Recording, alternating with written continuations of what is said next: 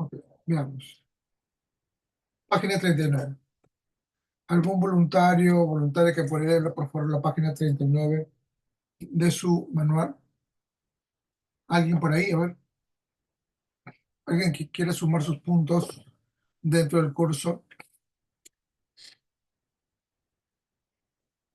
¿Algún voluntario o voluntaria?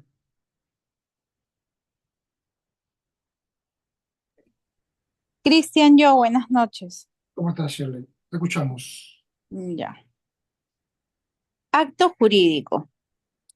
La ley de conciliación señala que el acta es el documento que expresa la manifestación de voluntad de las partes en la conciliación extrajudicial. Su validez está condicionada a la observancia de las formalidades establecidas en la presente ley, bajo sanción de nulidad. Por lo tanto, debemos afirmar que el acta de conciliación es el documento que contiene de manera expresa la voluntad de las partes, en el sentido de ser directa en caso de ser la audiencia de conciliación efectiva, o sea, la participación de todas las partes involucradas, o indirecta en el caso de no presentarse las partes o alguna de ellas a la audiencia convocada. Ok, muchas gracias. Ujú.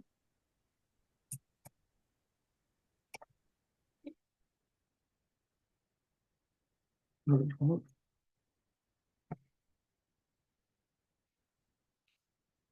Ok, veamos. Ha sido todo un estudio de repente no tan profundo que digamos cuando uno ve la conciliación extrajudicial, ¿no? Y uno tiene que aprender a separar lo que es un acto y lo que es un acta, ¿no? Está claro que la conciliación o la conciliación constituye un acto jurídico. ¿Por qué? Porque se van a crear, regular o extinguir relaciones jurídicas, ¿verdad? Pero siempre y cuando exista el acuerdo conciliatorio. Porque si no hay acuerdo, no podemos decir que es un acto, ¿no? Aunque por ahí podemos también filosofar la idea de que aún la figura del no acuerdo también es una forma de acuerdo, ¿no? O sea, no acordar es también es una forma de acordar, ¿no? Pero veamos, la ley de conciliación señala que el acta, ojo, el acta entonces es el documento que expresa la manifestación de voluntad de las partes en la conciliación extrajudicial. Así es. Entonces, el acta es el documento que expresa la manifestación de voluntad de las partes en la conciliación extrajudicial. Su validez está condicionada a la observancia de las formalidades establecidas en la presente ley bajo sanción de nulidad. Entonces, este es un concepto bastante clave, ¿no? Entonces, el acta es el documento y el acto es la manifestación de la voluntad. Porque esta manifestación de voluntad se va a plasmar en el acta. Acta, documento y acto, manifestación. ¿Ya? Ese es un aspecto muy importante, ¿ya?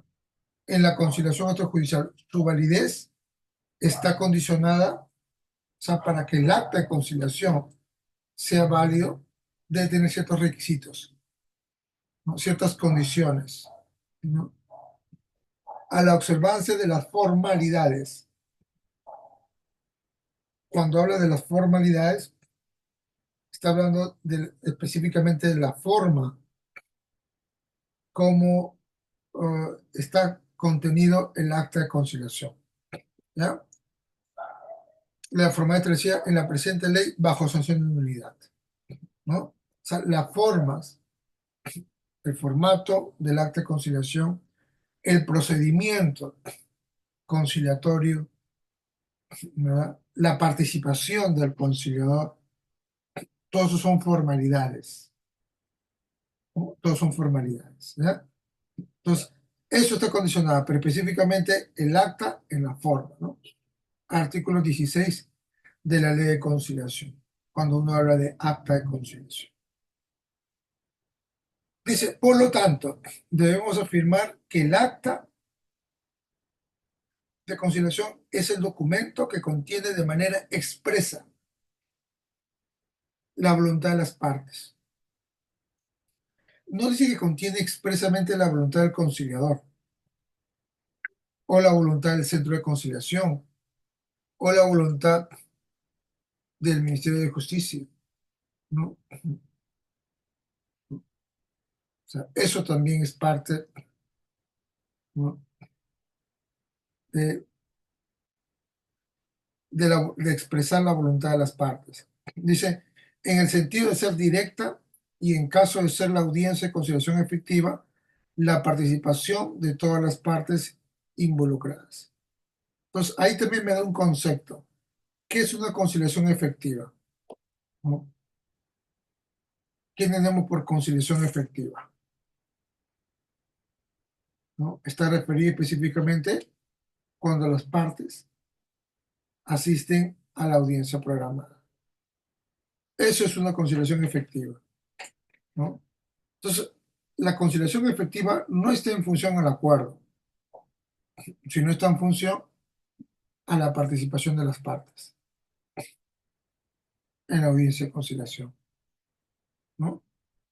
Entonces, ese es un aspecto fundamental, ¿ya? La participación de todas las partes involucradas, personas como partes, ¿no? O indirecta en el caso de no presentarse las partes, ¿sí? O alguna de ellas a la audiencia convocada, ¿ya? Claro, porque cuando uno sopesa la idea de una conciliación efectiva, uno lo considera con el acuerdo, ¿no? Pero no podemos considerar con el acuerdo. ¿Por qué? Porque el acuerdo no depende de nosotros, depende de las partes. Entonces, yo realizo la audiencia de conciliación, dirijo la audiencia de conciliación, pero el resultado depende de las partes conciliantes. Son ellos quienes toman la decisión de acordar o no acordar. Que yo podría proponerle fórmulas de solución, sí, pero va a estar en ellos que acepten o no acepten esta fórmula de solución. Porque si ellos no quieren, yo no les puedo obligar a que ellos acepten mi propuesta de solución. No hay una obligación legal, ¿no? Por parte de la norma que les obligue a ellos a aceptar la fórmula del conciliador. No lo sé, ¿ya? Entonces, ese es un aspecto fundamental, ¿no? Es un aspecto fundamental, ¿ya? Es un aspecto fundamental. Doctor, buenas noches. Sí, te escucho. Doctor, yo como conciliador le puedo proponer una posible solución. ¿No sería eso materia de repente más adelante de la parte que considere que se ha visto perjudicado con el acuerdo, decir que el conciliador le ha inducido, algo por el estilo? No podrían ellos adoptar esa postura que el conciliador, siempre y cuando si ellos lo firman el acta de conciliación, ¿no? Ahora, de que Mm, podría darse la figura de que el conciliador induzca a favor de una de las partes, o induzca un error, o induzca a favorecer y a perjudicar al uno y favorecer al otro, ¿sí? También se va a dar también, ¿no? Pero que claro. las partes piensen que el hecho de que yo No que, proponga una no que fórmula de piensen. conciliación Ujú. y luego que ellos lo firman, no, porque está en ellos, porque para tal caso ellos no dicen aceptar la propuesta del conciliador, porque no están obligados a aceptar la propuesta del conciliador. ¿Y cómo se logra esa aceptación? Firmando el acta con la propuesta del conciliador. Entonces, cuando yo propongo verbalmente, ya depende de ellos si específicamente lo aceptan o no lo aceptan. No tienen una obligación de aceptarlo. Aunque la mayoría de situaciones y casos lo aceptan. Sí, Mm, porque ven en el conciliador una persona experta, una persona que tiene la solución al conflicto de ellos. Ven al conciliador como un psicólogo, ¿no? Así lo ven a un conciliador. Y que la mayoría, y que la mayoría de los casos sí aceptan nuestra propuesta de solución, ¿no? Son pocos los casos, pero también los hay también. Pero reitero, el resultado de aceptar o de negar la propuesta es de ellos, es de ellos, ¿no? ya, doctor, entonces, en todo caso, más adelante no puede ser eso motivo de pedir una anulación ante el Poder Judicial, induciendo, ¿no? No es que lo va a hacer no es que el conciliador precisamente va a inducirlo al error o se va a parcializar, ¿no? Sino que, como a veces las personas somos bastante conflictivas, entonces más adelante cuando no esté de acuerdo o se arrepienta de repente después de haber firmado el acta y todo, entonces no podía aducir o alegar este argumento entonces. No, que ellos puedan, recuerden que cuando uno quiere cuestionar un título, puede sacar todos los argumentos que quiera, ¿no? Y que eso no es malo, ¿no? O sea, ¿cuál va a ser lo malo que no puedan demostrarlo, ¿no? Porque al ser un tema bastante subjetivo es un poco más complicado, ¿no? Más aún cuando ellos firmaron el acta de conciliación, más aún. O sea, alegar luego de haber firmado el acuerdo para querer tumbarse el acta de conciliación, alegar luego que el conciliador ha inducido a que ellos firmen el acta de conciliación, tendría que demostrar en qué forma yo he inducido en la audiencia de conciliación que ellos firmen el acta de conciliación. Y si algo es más complejo todavía, ¿no? O sea, probar es un poco más complejo todavía, ¿no? Mm, ya, doctor. Gracias, muy amable. Ok. Manuel, ¿quieres hacer una pregunta? Sí, Sí. buenas noches. Están hablando de recurso de nulidad, ¿no? Una sanción de nulidad. De anular un acta de Eh, conciliación. claro, ¿la nulidad es una sanción? Mi pregunta. No, no, no está como una sanción. No está como No una es una sanción. sanción. ¿Cómo? No es una sanción entonces. No, no, sí, porque la nulidad se plantea siempre en un proceso judicial Ujú, y la nulidad no es tanto por el acto, sino por el acta, porque el claro, es por acto el acta. sobrevive a sobre el acta, Ujú, así es. Y si hablamos del ya. acta, hablamos de la formalidad, como dice el texto, Ujú, a cómo se lleva. Por eso, plantear la nulidad, de repente, una suerte de que el conciliador ha inducido error, o sea, tendría que demostrar de qué forma el conciliador ha inducido error, ¿no? ¿No? claro. Y ahí viene la subjetividad, pues, ¿no? Porque ya sería un tema complejo, pues, ¿no? Y más aún todavía que las partes han firmado. O sea, cuestionar tu propia firma, ¿no? Ya sería una cuestión que se vuelva más complejo aún todavía, pues, ¿no? Salvo que de repente en audios, conversaciones, grabaciones, de repente que ha escuchado la parte, ¿no? Que el conciliador se ha parcializado, ¿no? Que de cierta forma sí, que hay un texto, ¿no? ¿No? Sí, pero lo otro es, entonces, Ya. si la persona ¿Y en qué, sabía eso, ¿para qué firma el acta de conciliación? y en qué casos se declara una nulidad? Por ejemplo, cuando la audiencia terminó con una decisión motivada, una acta de decisión motivada, y lo que hizo el conciliador es terminarlo de otra forma. Ejemplo, cuando una de las partes se retira de la audiencia de conciliación, o sea, abandona la sala de audiencia, eso no quiere decir falta de acuerdo, ¿no?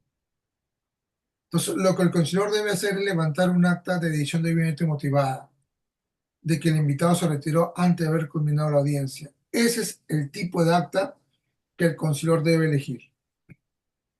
Pero, Ujú, ¿qué es lo que hace el conciliador?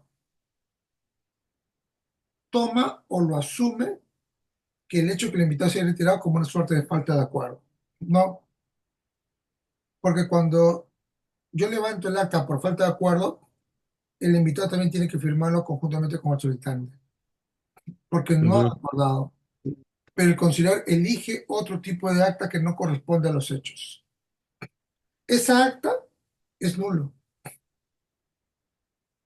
Esa acta es nulo. Otro, por ejemplo, ejemplo Eh, de identidad es en el caso de la suplantación de identidad, que no es el conciliador quien dice ser. Por ejemplo, suplantó la identidad de un conciliador y firmó el acta de conciliación. claro, ahí cambia. Claro. Entonces, sí hay varios ejemplos, indudablemente, ¿no? En el procedimiento conciliatorio, ¿no? ¿No? Otro ejemplo, por ejemplo, que intente firmar el acta de conciliación con un menor de edad.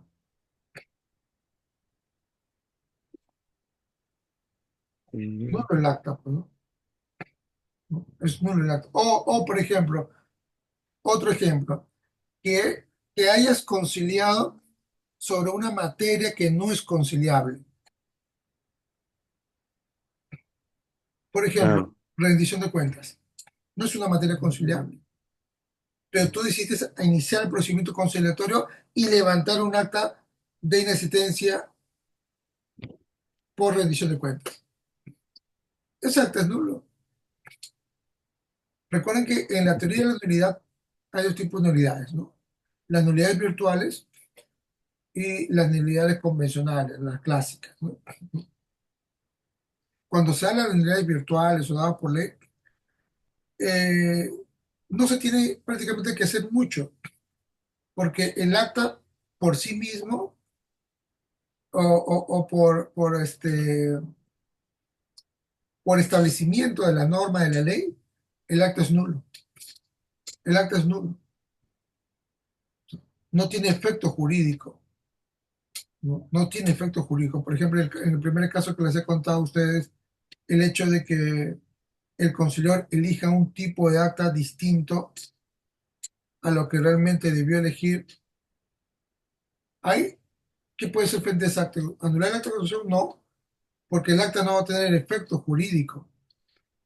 Y el juez cuando revisa el acta de falta de acuerdo sin la firma del invitado, automáticamente el juez lo va a rechazar, porque ese acta es nulo por ley. No porque un juez lo haya declarado nulo, sino que la propia ley declara su nulidad. Es por eso que acá dice claramente en el texto, su validez del acta está condicionada a la observancia de las formalidades establecidas en la presente ley, bajo sanción de nulidad. Si el acta no está revestido con las formalidades de la ley de conciliación y su reglamento, el acta es nulo. Otro ejemplo, un acta de conciliación que no firma el conciliador, por ejemplo, que no firma el conciliador. ¿Ese acta es válido? No, porque no tiene la firma del conciliador, por ejemplo, no tiene efecto jurídico. Entonces, hay varios presupuestos que podemos nosotros un poco hablar con respecto a la nulidad de las actas de conciliación, ¿no? No sé si yo hice un evento hace, creo que el año pasado, fue no sé cuándo, con respecto a las nulidades de las actas de conciliación, ¿ya? Si que tengo el video, no recuerdo exactamente bien, ¿no? Entonces ahí yo de repente les puedo pasar la grabación para que ustedes lo puedan ver un poco, de repente ver esos aspectos de la conciliación, ¿no? Aspectos de la conciliación, ¿no?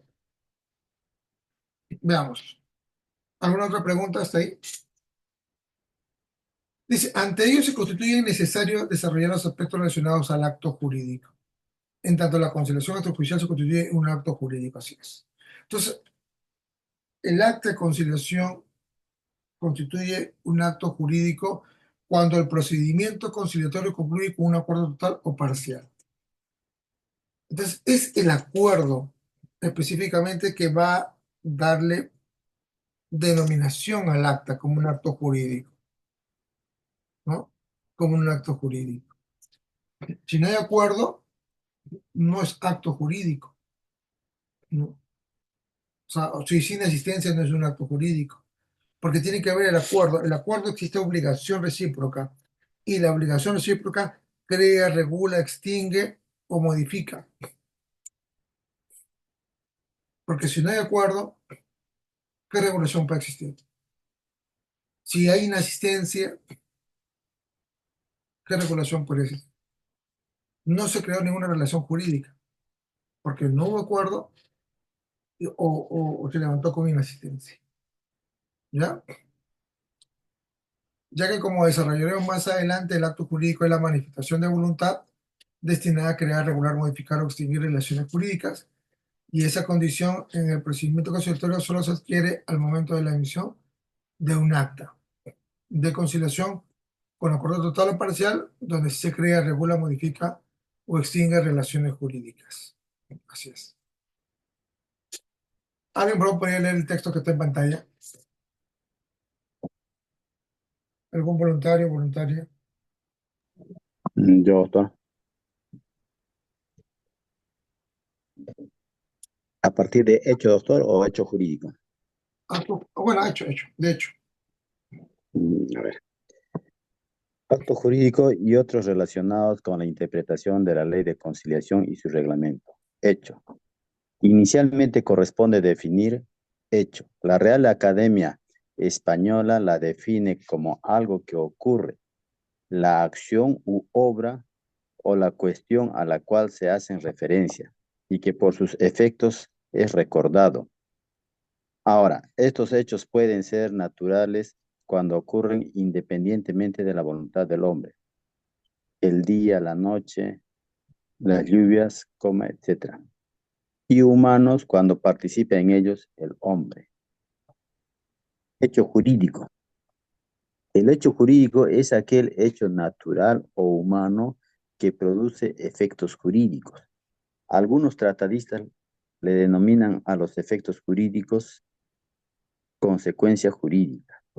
Aníbal Torres manifiesta que a los hechos humanos se les denomina actos, y estos pueden ser voluntarios si han sido ejecutados con discernimiento, intención y libertad, o voluntarios, o involuntarios, perdón, cuando falta alguno de estos elementos o todos ellos. Los voluntarios pueden ser lícitos si son conforme al ordenamiento jurídico. Ejemplo, el reconocimiento de hijo, la compra-venta, o ilícitos si son contrarios al ordenamiento jurídico. El robo, el fraude. Definición de acto jurídico. Es la manifestación de la voluntad destinada a crear, regular, modificar o extinguir las relaciones jurídicas. Para su validez se requiere agente capaz, objeto física y jurídicamente posible, fin lícito, observancia de la forma prescrita bajo sanción de nulidad. Ok, muchas gracias. Ya. Entonces, ahí vemos también una diferenciación, ¿no? Una cosa es un hecho y otra cosa es un hecho jurídico, ¿no? Entonces, para que se llame un hecho jurídico, tiene que tener trascendencia o consecuencias o efectos jurídicos. Entonces, no todos los hechos tienen trascendencia o efectos jurídicos, ¿sí o no? No todos los hechos. Por ejemplo, el hecho que yo me levante temprano en las mañanas, ¿qué efecto jurídico podría tener? Como puedo levantarme temprano, como puedo levantarme tarde. Pues hay hechos que son naturales, ¿no? Eso cuando ocurre independientemente de la voluntad del ser humano. El hecho de que se haga día, que se oscurezca, que haga noche, que llueve, que haga temblores. Y hay otros hechos naturales, simplemente pero humanos, ¿no? Cuando participa en ellos la mano del ser humano, del hombre. ¿no? Por ejemplo, el hecho que yo pinte la pared, el hecho que me cambie de ropa, son hechos, ¿no? Otro, los hechos jurídicos es distinto porque hay consecuencias jurídicas, efectos jurídicos, ¿no? Por ejemplo, la muerte. La muerte, ser un hecho natural, también es un hecho jurídico, porque produce efectos jurídicos. Por ejemplo, el tema del testamento, el tema del patrimonio, el tema de las deudas. Otro, la forma de la muerte, de repente ocasionalmente un atropello o ocasiona delitos. Hay efectos jurídicos. ¿Qué me dice el maestro Aníbal Torres? ¿No? Dice que manifiesta que los hechos humanos se denominan actos. Así es. Y estos pueden ser voluntarios. Pues un acto es voluntario cuando existan intención, discernimiento y libertad. ¿No? O involuntarios por el falta uno de ellos. ¿Qué es la libertad? ¿Qué es la intención y qué es el discernimiento? ¿No? La intención es ese deseo que tenemos nosotros para poder tomar decisiones, ¿no? El discernimiento es el conocimiento que tienen las personas para tomar decisiones sobre algo. La libertad está relacionada al libre albedrío que tenemos las personas. Por ejemplo, para tomar decisiones. ¿Qué voy a estudiar? ¿Con quién me voy a casar? ¿Dónde voy a vivir? ¿Qué carrera estudiar? ¿Dónde estudiar? ¿Cuántos hijos tener? ¿Con quién contratar? Pero también existen actos voluntarios lícitos que son conforme al ordenamiento jurídico, al plexo jurídico. Por ejemplo, el reconocimiento del hijo, la compraventa. Pero también hay actos voluntarios ilícitos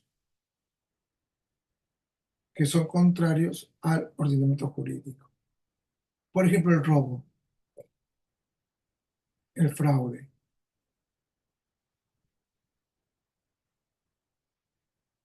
¿Se dan cuenta? ¿No? Ahí yo les puedo recomendar que lean el libro del maestro Aníbal Torres, ¿no? Un gran civilista que tiene 2 tomos, su libro de acto jurídico, ¿no?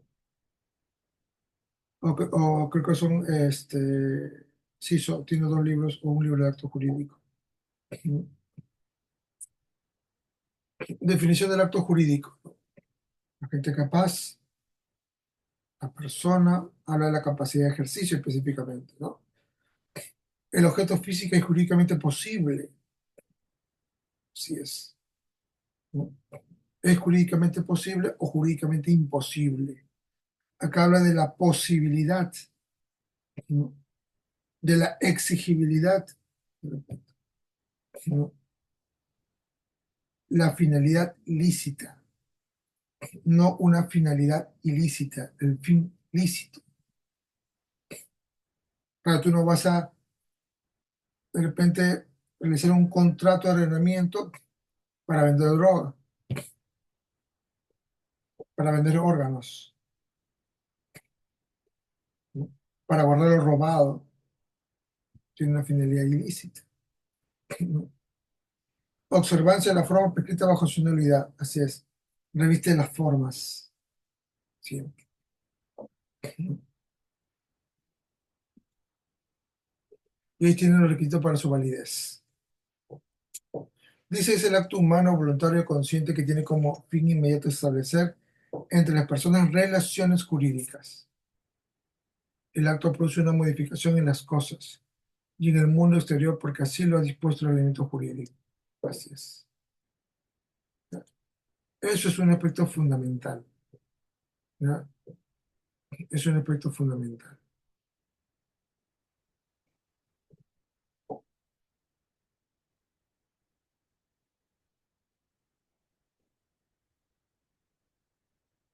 Diferencia entre hecho y acto jurídico. ¿No? ¿Qué son los hechos jurídicos? Dice que son susceptibles de producir efectos jurídicos y pueden ser voluntarios o no, o involuntarios. Por ejemplo, la muerte, una catástrofe, la comisión de un delito, suscribir un contrato, un matrimonio. Son hechos jurídicos, porque también van a producir efectos jurídicos. Sin embargo, los actos jurídicos son hechos humanos, conscientes, voluntarios, lícitos, cuyo fin inmediato es producir efectos jurídicos. Así es. Estableciendo entre las personas relaciones jurídicas, ¿no? Vamos a ver ahora los elementos, la estructura del acto jurídico. Dice que lo divide en tres elementos.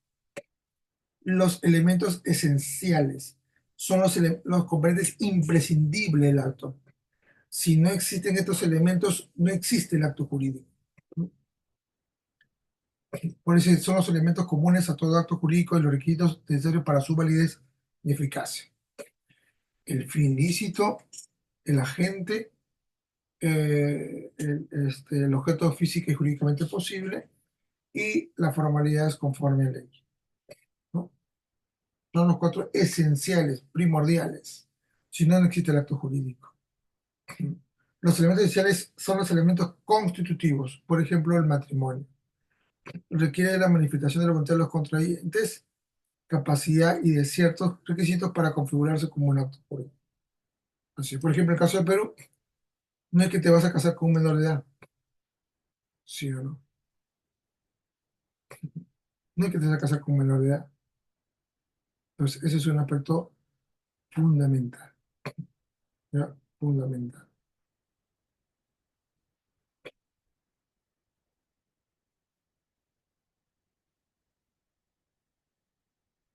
Veamos. Si falta alguno de estos requisitos, no se configura dicho acto jurídico. Los elementos esenciales o generales son aquellos que contribuyen a calificarlo como un negocio y no como otra figura jurídica. Dice que entre ellos contamos el sujeto, la declaración de la voluntad, la causa y el objeto, ¿no? Veamos ahora con respecto al tema de los elementos naturales.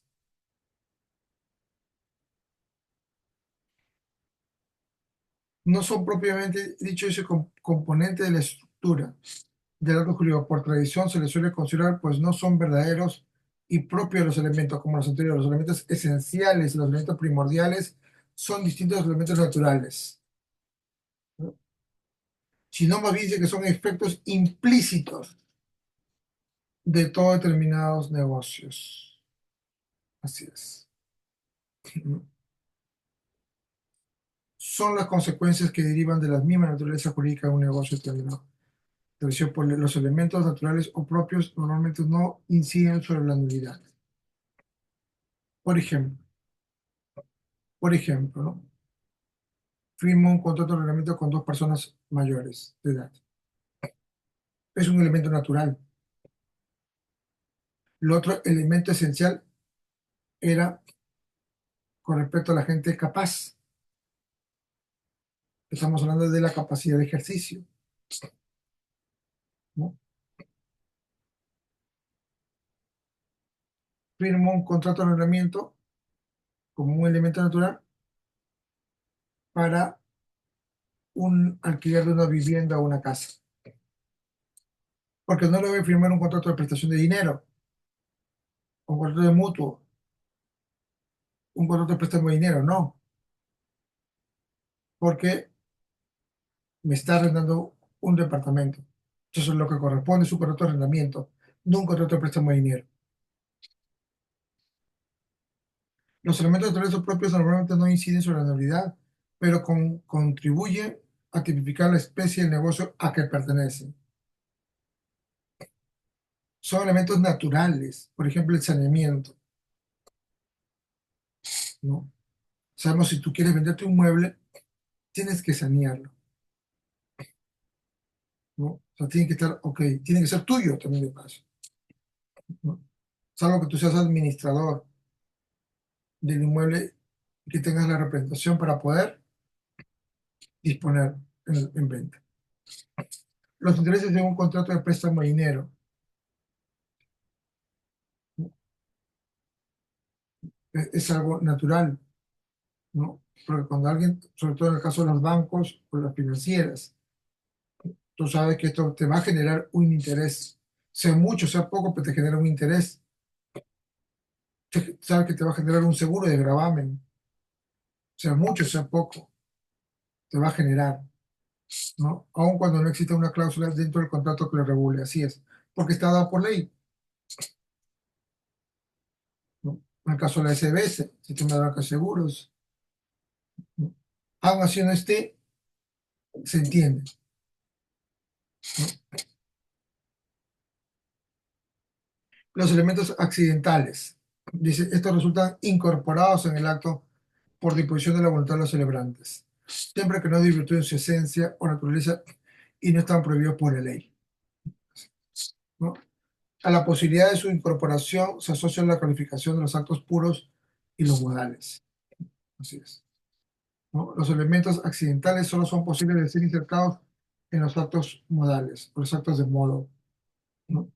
Por cuanto constituyen la condición de plazo y cargo, ¿no? Por ejemplo, en un tema de un contrato de arrendamiento, sabemos que siempre va a ser un plazo determinado, no es indeterminado. Lo mismo ocurre en una obligación del subminero, un contrato de mutuo, de préstamo de dinero. Nunca es indeterminado, siempre es determinado. ¿Cuándo te va a terminar de cancelar? ¿No? La forma, el tiempo, ¿no? Ese es un aspecto fundamental, ¿no? Son elementos accidentales. Manifestación de la voluntad. La conjunción del discernimiento, la intención y la libertad y la voluntad real. ¿Alguien podría leerlo? ¿Algún voluntario o voluntaria?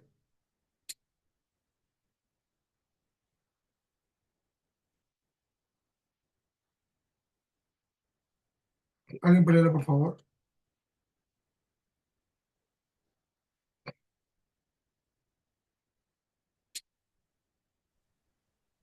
Ya, yo, Ok, muchas gracias. eh, la, la conjunción del, ay, no veo, ya, A ver. la conjunción del discernimiento, la intención y de la libertad y la voluntad real, que es la voluntad interna, deben de manifestarse y exteriorizarse para producir los efectos deseados por el individuo. La manifestación de la voluntad es entonces la exteriorización de la voluntad real o interna, que ha sido formada con discernimiento, intención y libertad, a través de las diferentes de formas de expresión. El Logman Luca de Tena distingue entre la manifestación de la voluntad como la exteriorización de un hecho psíquico interno que consciente, consciente y voluntariamente trasciende del individuo y surte efectos ante terceros con valores positivos, aunque estuviera lejos del ánimo de la gente de producir tales efectos y la declaración de la voluntad como acto responsable que tiene como objeto producir efectos jurídicos. Tiene una intención de resultado y un contenido preceptivo determinante que el sujeto espera que sea reconocido como tal y que el ordenamiento jurídico acepta para producir efectos jurídicamente amparados. La declaración de la voluntad es la exteriorización de un deseo interno, la expresión de lo querido que responde a una manifestación seria. La declaración de voluntad solo tiene relevancia jurídica en sentido negocial cuando contribuye a la regulación de los intereses prácticos, económicos o sociales de los agentes, y tal proceder es permitido por el derecho en cuanto crea o afecte relaciones jurídicas.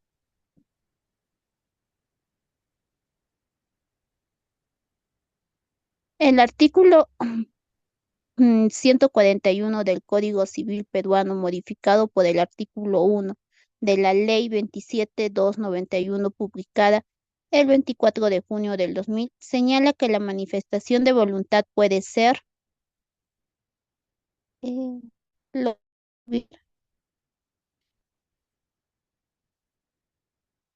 expresa o tácita. Es expresa cuando se realiza en forma oral o escrita a través de cualquier medio directo, manual, mecánico, electrónico u otro análogo. Es tácita cuando la voluntad se infiere indubitablemente de una actitud o de circunstancias de comportamientos que revelan su existencia. No puede considerarse que existe manifestación tácita cuando la ley exige declaración expresa o cuando el agente formula reserva o declaración en contrario. Asimismo, en el artículo 141A del Código Civil peruano, modificado por el artículo 1 de la Ley 27.291, señala que en los casos en que la ley establezca que la manifestación de voluntad debe hacerse a través de alguna formalidad expresa o requiere de firma, esta podrá ser generada o comunicada a través de medios electrónicos, ópticos o cualquier otro análogo. Tratándose de instrumentos públicos, la autoridad competente deberá dejar constancia del medio empleado y conservar una versión íntegra para su ulterior consulta. Relación entre el acta de conciliación y el acto jurídico. Debemos de partir de la premisa que la participación de las partes en una audiencia de conciliación se constituye en el hecho jurídico. Ok, muchas gracias. Muchas gracias. Veamos. La manifestación de la voluntad. Dice que es la conjunción del discernimiento, la intención y la libertad, ¿no? Y la voluntad real, que es una voluntad interna, dice, ¿no? Intrínseca, ¿no? O sea, es mi deseo, ¿no? Claro, si la otra parte no quiere conciliar, no va a conciliar, presumiblemente, ¿no? Entonces, lo que se busca específicamente es que se pueda llevar a cabo un acuerdo conciliatorio, ¿no? ¿No? Y es un aspecto fundamental, ¿no? ¿No? Entonces, deben de manifestarse y exteriorizarse para producir los efectos deseados por el individuo. Claro, si esto no se manifiesta, o sea, no se hace evidente y solamente queda en el ser humano, eso no tiene nada que ver con una simple declaración. Porque cuando hablamos de la voluntad, hay dos o tres conceptos. Una cosa es la manifestación de la voluntad y otra es la declaración de la voluntad, ¿no? Y el maestro español Luca de Tena distingue en esos dos conceptos. Vean ustedes, ¿no? La manifestación de la voluntad como la exteriorización de un hecho jurídico, ese hecho psíquico interno, o sea, lo tenía en mi mente y lo he exteriorizado. Consciente y voluntario trasciende el individuo y surte efectos ante terceros con un valor expositivo, claro, evidente, ¿no? Aunque estuviera lejos del ánimo de la gente de producir tales efectos. Y la declaración de la voluntad como un acto responsable, ¿no? Que tiene como objeto producir efectos jurídicos. Tiene una intención de resultado y un contenido preceptivo determinante, que el sujeto espera que sea reconocido, ¿no? ¿No? Que sea reconocido, ¿no? ¿Ya? Entonces, hay dos diferencias, ¿no? Hay dos diferencias entre la manifestación y la declaración de la voluntad. Como también había una diferencia entre el acto jurídico y el negocio jurídico, ¿verdad? Algunos sostienen que prácticamente que la voluntad no tiene manifestación por sí misma, porque la voluntad no es una persona, la voluntad está dentro de la persona. Entonces, la voluntad por sí misma no se manifiesta. Requiere un acto humano, ¿no? Requiere un acto humano, ¿ya? Eso es un aspecto fundamental, ¿de acuerdo? Para nosotros poder entender específicamente el tema eh,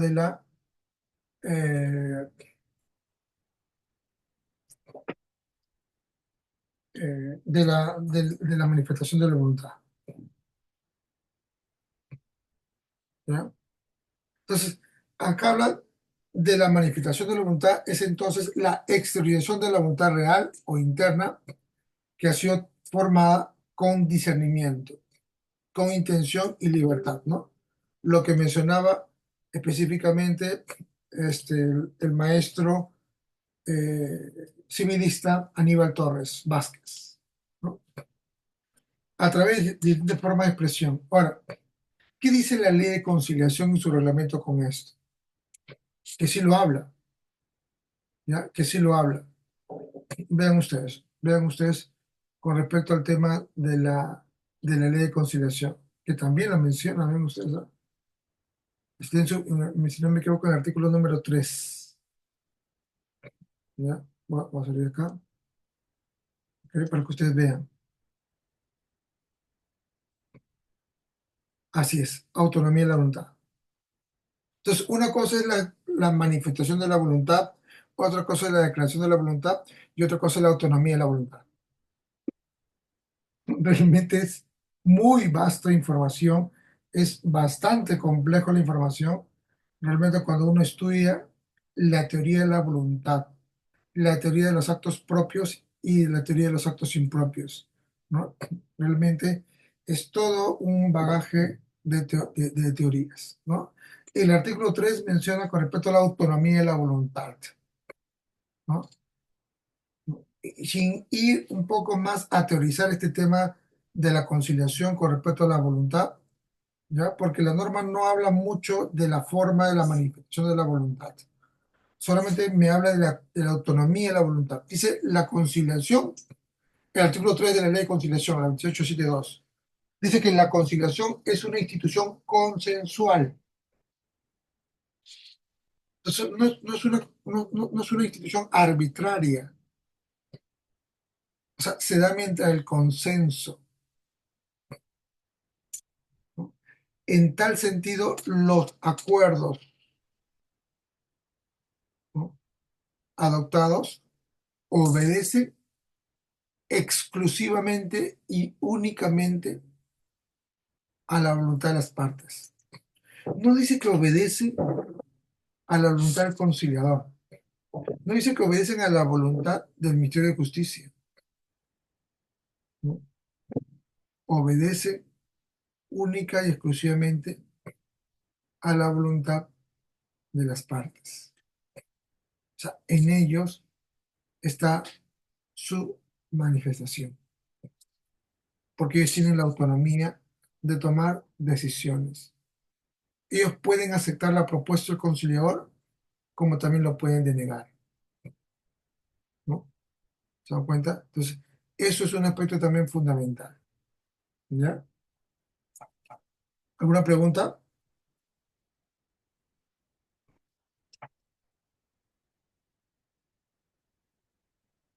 Ninguno, ¿no? Veamos.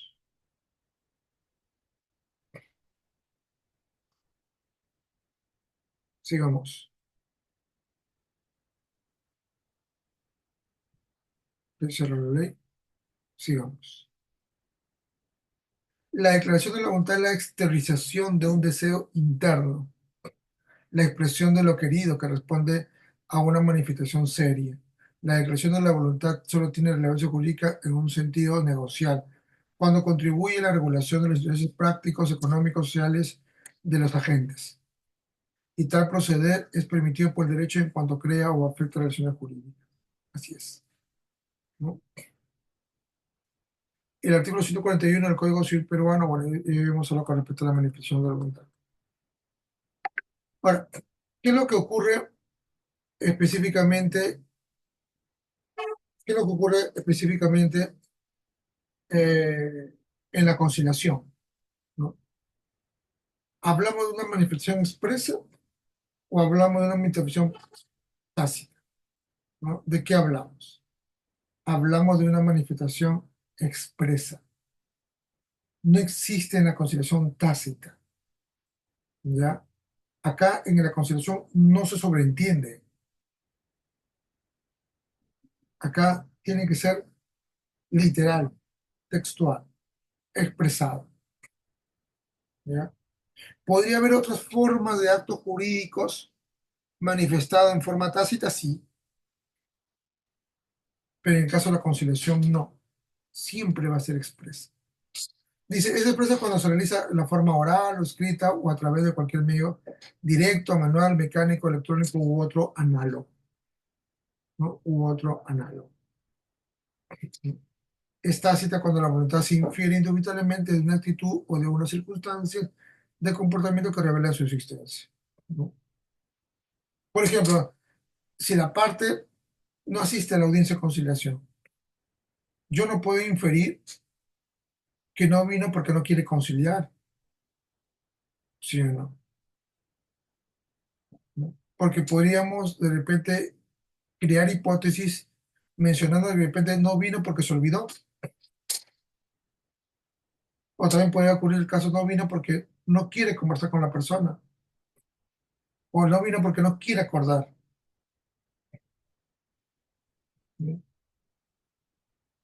O no vino porque estuvo enfermo o no le dio permiso en su trabajo, pero yo no puedo suponer que no vino porque no quiere conciliar.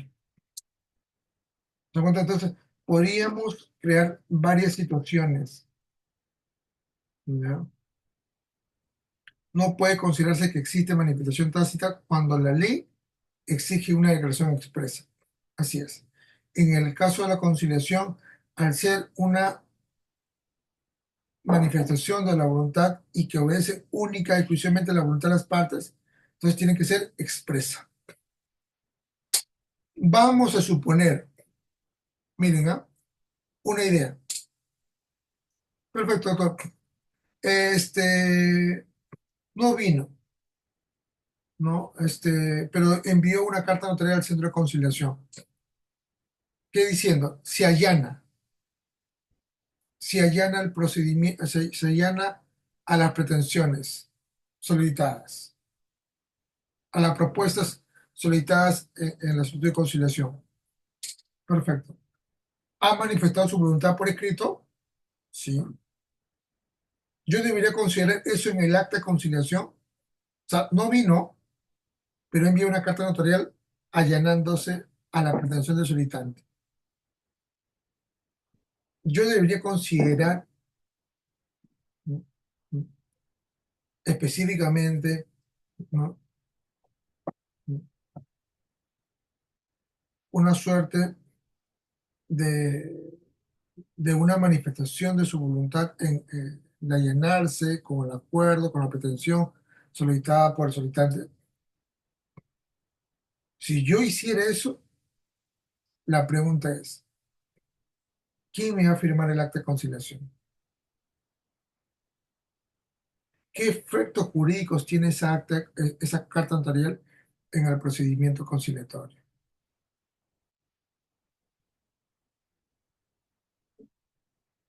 Tendría que juntar el papel, la carta notarial como una suerte de adenda al acta de conciliación, pero si no lo ha firmado. Ha firmado la carta notarial, pero no ha firmado el acta de conciliación. Yo puedo irrogarme el hecho de que también está de acuerdo cuando no firmó el acta de conciliación. Es más, ni siquiera vino, ni siquiera está presente. No se puede. No se puede. Yo podría inferir que sí, pero doctor, sí. Aquí está la carta notarial en papel. Él dice exclusivamente que si se allana, que va a cumplir la propuesta formuladas en la solicitud de conciliación y acepta todos los cargos. ¿Y quién me firma el acta de conciliación? Entonces, no tenía ningún efecto.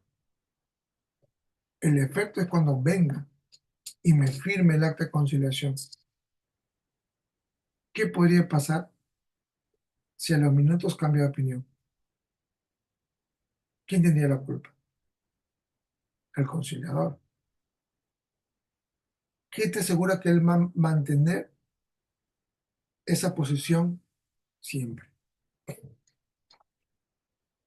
Y si te dice, no, doctor, yo voy, a ir", en la carta le dice, yo voy mañana a firmar el acta de conciliación. Si no viene, ¿cómo quedas? Pregunto, ¿qué seguridad jurídica le darías a las partes conciliantes si el conciliador tomara en cuenta esa carta notarial?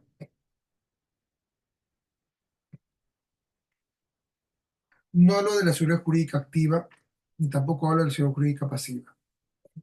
Hablo de la seguridad jurídica en general. ¿Se perjudicaría o no el solicitante? Sería la firma del conciliador y el solicitante, pero no la firma del invitado.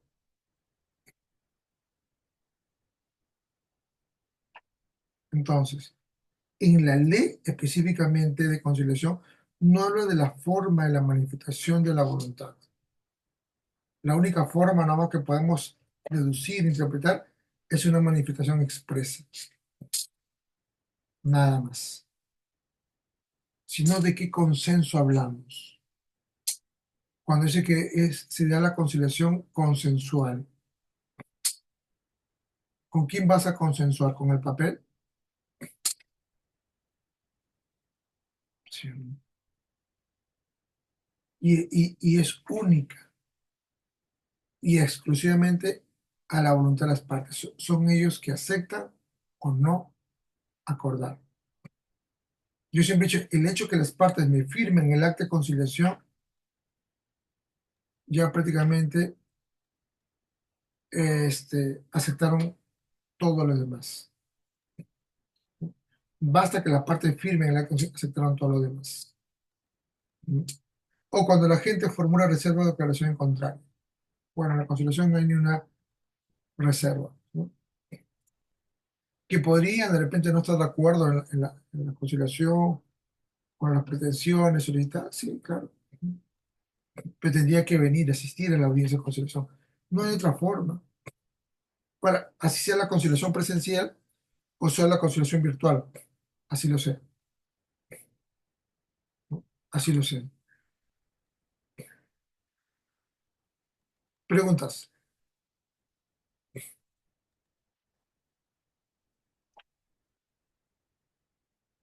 Entonces, asimismo dice el artículo 141 del Código Civil Peruano, modificado por el artículo primero, dice en los casos en que la ley establezca que la manifestación de voluntad debe hacerse a través de alguna formalidad expresa o requiere de firma. Esta puede ser generada o comunicada a través de medios electrónicos. Bueno, en el caso peruano, ustedes saben que tenemos ya las conciliaciones por medios electrónicos u otro similar, que no es otra cosa que las conciliaciones virtuales, ¿no? Yo siempre he dicho, una forma de manifestar su voluntad es cuando firme el acta de conciliación. Si las partes conciliantes no te firman el acta de conciliación, tú no puedes decir que todavía has terminado con la audiencia. Hasta el último minuto.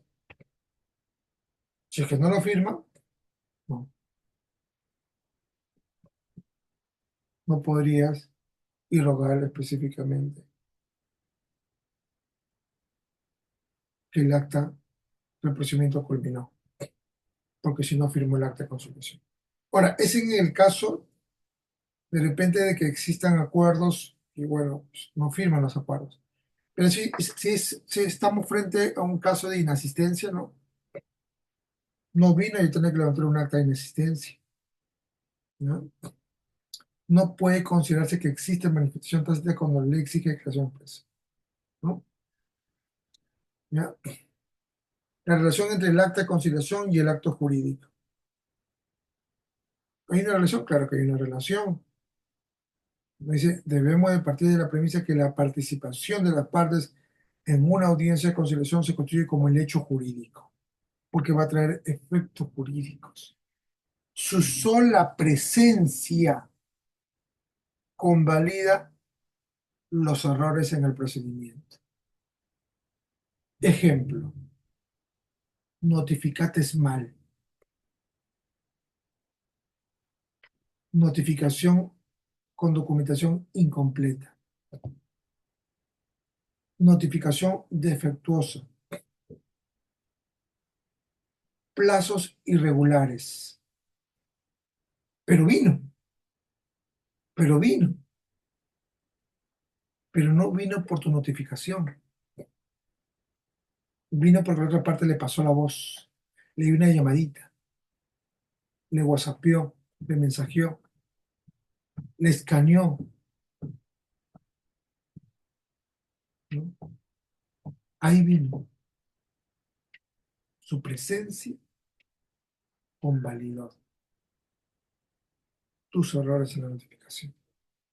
¿Qué te parece? Claro, porque si no, no hubiera venido. Porque ¿cuál era lo lógico? Si yo sé que no me llegó ni una notificación a mi domicilio, ¿para qué voy a ir? No, pero otra parte te envió a tu WhatsApp. Sí, pero eso no es la formalidad. La formalidad es que a mí me llegue una notificación como invitado a mi domicilio, pero nunca me llegó. Yo me enteré por otros medios, porque fue el resultante quien me dijo que yo vaya y me envió una foto, pero no me envió por el centro de conciliación, porque no me llegó nada, pero vino. Entonces, esos errores que se cometió ex ante en el procedimiento, su presencia lo convalidó, para que vean ustedes. Preguntas. Doctor, Escuchen. eh, bueno, tengo conocimiento, yo no sé, ignoro todavía. Que las personas cuando son notificadas, ¿no? En el mismo Poder Judicial te notifican por vía WhatsApp, te notifican por correo electrónico, te notifican a tu domicilio también, ¿no? ¿Por qué en este caso dice usted que no es una notificación, no es la forma de notificarse? Si el mismo Poder Judicial notifica de esa forma, lo notifica, hasta por WhatsApp notifican. Ya. Claro, ahí es válido. Lo que pasa es que el proceso judicial no es lo mismo un procedimiento conciliatorio. Ellos se basan a su propia ley orgánica. En la conciliación nos basamos en una ley de conciliación y su reglamento. Son procedimientos distintos, ¿no? El juez puede notificar hasta Google Meet para que puedas tú ingresar a la plataforma a través, si no es como abogado, y engancharte a la audiencia. En la conciliación no, ¿no? Porque si no traemos igualdando las mismas condiciones procesales a un procedimiento conciliatorio que es un procedimiento especialísimo. En la conciliación no puedes notificarlo por WhatsApp, salvo que tenga la autorización expresa, el consentimiento de la persona para que sea válida la notificación. Si no lo tienes, no puedes notificarlo. Se requiere su O sea, consentimiento o sea, la persona puede decir, bueno, notifíqueme por vía WhatsApp con el consentimiento de él. con solo consentimiento de él. Ah, ya, ok. Si no quiere, no. Y no lo digo yo, ¿ah? Miren ustedes, revisen acá. Artículo 12. Artículo 12 de la Ley de Conciliación.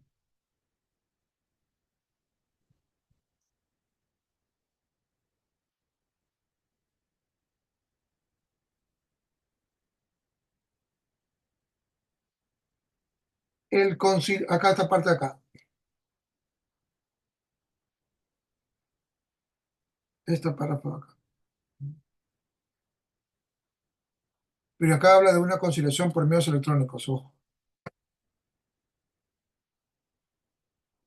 El conciliador realiza gestiones para indagar si las partes desean, el verbo desear, ser notificadas electrónicamente,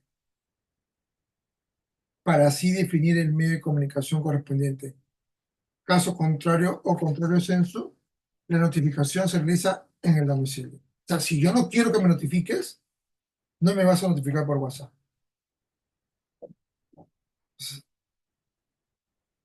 Si yo deseo, perfecto, notificarme no por WhatsApp. O sea, requiero su consentimiento. Requiero su consentimiento. Aún mire, cuando hablamos de una conciliación por medios electrónicos o virtuales, Es por eso que la conciliación por medios electrónicos no es la regla, es una excepción a la regla. Porque si fuera la regla, todos los centros de conciliación estarían obligados a realizar conciliaciones virtuales. Y no, ustedes saben que no todos los centros de conciliación realizan conciliaciones virtuales o premios electrónicos. ¿Por qué? Porque no es la regla, es una excepción a la regla. La regla es cuando todos los centros de conciliación, todos los conciliadores deben cumplirlo. Y listo, no hay más vuelta que darle. Pero cuando hablamos de hacer una regla, no estoy obligado a cumplirlo porque no lo puedo realizar. En el caso de notificaciones por medios electrónicos o virtuales, que puede ser por WhatsApp, por Telegram, por TikTok, por Messenger, por correo electrónico, por Yahoo, u otros medios, por Instagram, por Facebook, cualquier otro medio de comunicación electrónica sería válido siempre y cuando las partes me den su consentimiento. Si no, no. Si no, no. No podría. Y ojo, estamos hablando de una conciliación por medios electrónicos todavía. O sea, el conciliador tiene que indagar si las partes desean. Entonces, no es porque tú pides la conciliación,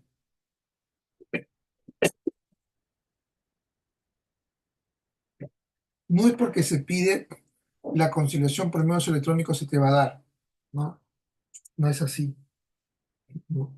Necesitas también tener el consentimiento de la otra persona para que se dé las conciliaciones por medios electrónicos, ¿no? Porque no le puedes obligar a las personas cuando de repente no tienen internet, tampoco tienen un dispositivo. Muy distinto es la labor procesal, la labor del proceso judicial, porque la propia ley orgánica sí ordena a los abogados, obliga a los abogados litigantes a que tengan su casilla electrónica, porque es a través de la casilla electrónica que que el juzgado, la sala, te va a notificar,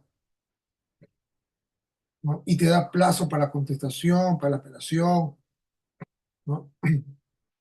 Hay una obligación legal ahí, ¿no? Y tienes que tener, el abogado litigante tiene que tener su computadora, su cámara web, su micrófono, su dispositivo, su internet. Ahí hay una obligación legal, porque hay una ley que obliga. Y en el caso de la conciliación no lo hay, no hay esa obligación. Entonces, si no lo hay, mal haríamos nosotros en obligar a las personas a que lo tengan.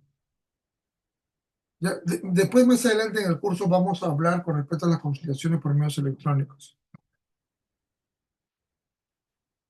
Entonces, el acta de conciliación de acuerdo total o parcial crea relaciones jurídicas entre las partes conciliantes al solucionar su conflicto, reflejando la manifestación de su voluntad en el mencionado documento, ¿no?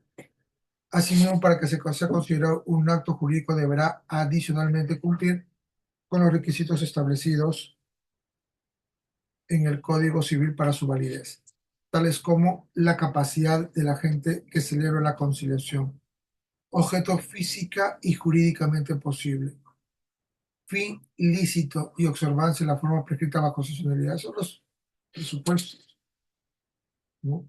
Con respecto al tema del acto jurídico, ¿no? Que también en la norma, el Código Sustantivo. En este orden de ideas, su invalidez está condicionada a las formalidades establecidas en la Ley de Conciliación, la 2872, bajo su nulidad. Así es. Vean ustedes acá el, el- una, por favor, un vaso de- ¿Alguna pregunta hasta ahí? ¿Alguna pregunta?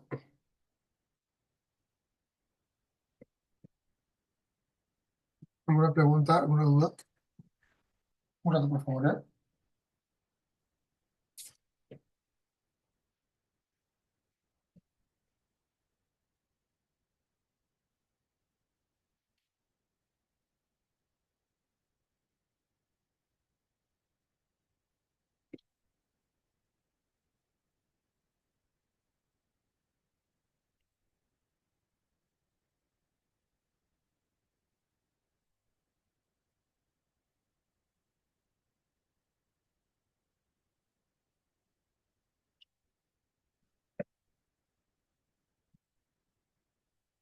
¿Alguna pregunta?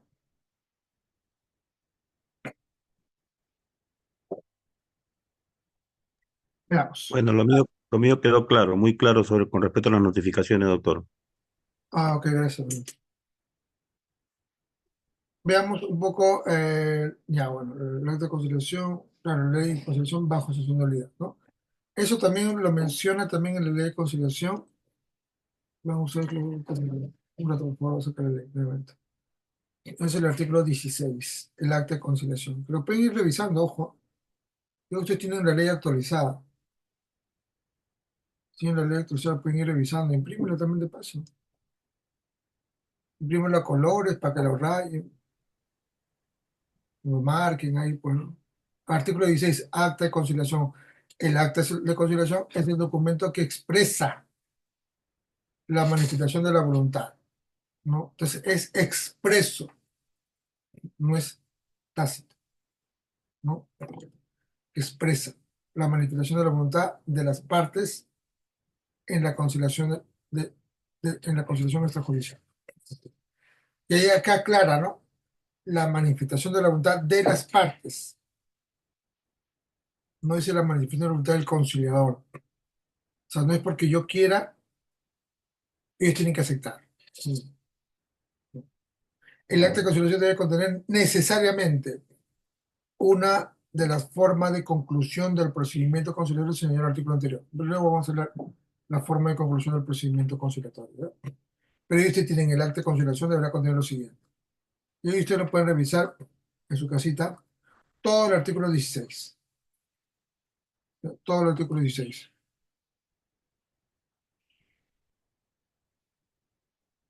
¿No? ¿Preguntas? ¿No hay ninguna? Ok, sigamos. A ver, por favor. Doctor, una preguntita. Escucho. Mm, Con la, con la primera citación no acude el invitado, se hace una segunda citación. Si con la segunda citación no acude ninguno de ellos, ¿qué es lo que corresponde hacer al conciliador? Ya, si en la segunda situación no concurre ninguno de ellos, lo doy por concluido el procedimiento, la audiencia de conciliación y el procedimiento conciliatorio por ende. Ya no avanzo más bien. Ahí no me lo dejo. Lo doy por concluido. Si no concurren los dos, o sea, nadie vino, Mm, nadie. Exacto, pero ya entiendo que no se genera acta ya, porque No, se pues, genera un acta, ¿qué sí. tipo de Se genera que un lo firma? acta de inacción, solamente lo firma el conciliador, no. Ah, ya. Ok, Siempre. donde, Te escucho, te escucho. ya, un acta donde señala que no han asistido ninguna de las partes, ¿no? Y lo firma el conciliador. Así es. Lo firma el conciliador. Recuerden que todo procedimiento conciliatorio abierto siempre debe terminar con un tipo de acta de conciliación. Ningún procedimiento conciliatorio lo dejan en el aire. Ninguno. Todos los procedimientos conciliatorios terminan con un tipo de acta de conciliación. No hay que dejarlo en el aire. ¿Ya? No hay que dejarlo en el aire. Bien, doctor, gracias. Luego también ya vamos a ver la forma de conclusión del procedimiento conciliatorio. Luego también lo vamos a ver. Veamos ahora un poco hablar con respecto a las competencias, de las famosas competencias. Y de repente vamos un poco a relacionar específicamente con la conciliación extrajudicial, entendiendo si yo agarro el Código Procesal Civil, ustedes saben que es un código procesalista, ¿verdad? Que no está preparado específicamente para la conciliación, está preparado precisamente para un proceso judicial. Entonces, por ende, siempre va a estar enmarcado, encaminado a una vía judicial, ¿verdad? Pero yo puedo tomar algunos artículos en cuanto favorezca la conciliación extrajudicial, ¿no? En cuanto sea pro conciliación, ¿verdad? Que no sea contrario a la conciliación, ¿verdad? ¿Puedo yo tomarlo? Sí, ¿de acuerdo? Entonces, la competencia es el límite que tienen los jueces para ejercer su función jurisdiccional en función del territorio, la materia y la cuantía. Entonces tenemos competencia territorial por el lugar donde ejerce la función jurisdiccional. Ya por el lugar donde se encuentra el domicilio de la persona que ha cometido la infracción a la ley. Por el lugar donde se encuentran las cosas o bien materia del caso. O por el lugar donde se ha producido el hecho. En el caso de la conciliación, lo que en el proceso se llama competencia territorial, nosotros le llamamos distrito conciliatorio. ¿Ya? Le llamamos distrito conciliatorio. Lo que en la vía judicial le llaman competencia territorial.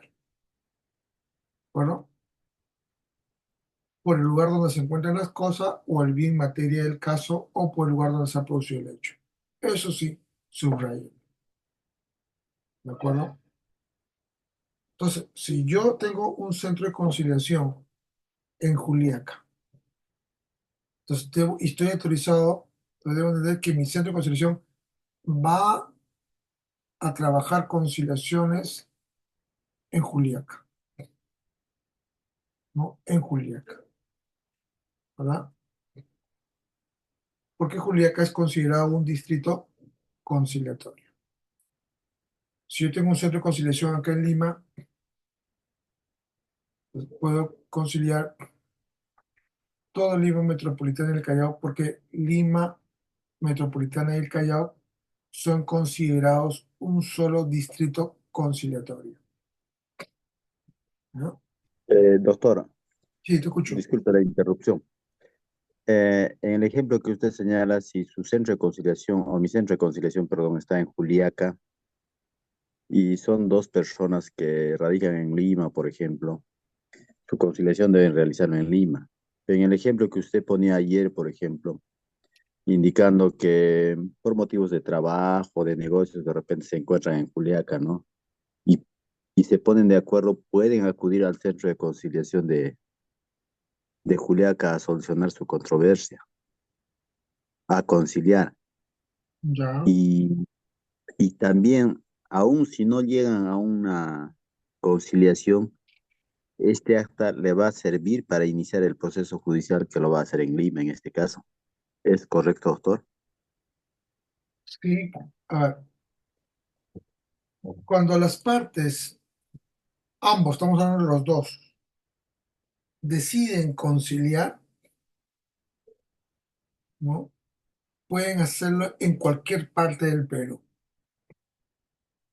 Si los dos, por ejemplo, vamos a suponer que estamos frente a una obligación de dar suma de dinero, una deuda, acreedor y deudor. Perfecto, ¿existe la deuda? Sí. El acreedor vive en Arequipa y el deudor vive en Trujillo. Pero los dos, por cuestiones de la vida, se encuentran, vamos a suponer, en Puno. Un ejemplo, ¿ya? Entonces, ellos podían conciliar en Puno, si los dos quieren, sí, en cualquier parte del Perú. No está limitado por sus domicilios específicamente. Eso es una excepción a la regla. ¿Por qué? Porque ustedes se percatan, ya no existe un procedimiento como tal, porque los dos van directamente a un centro de conciliación a levantar un acuerdo. Entonces, la conciliación se mueve en dos formas.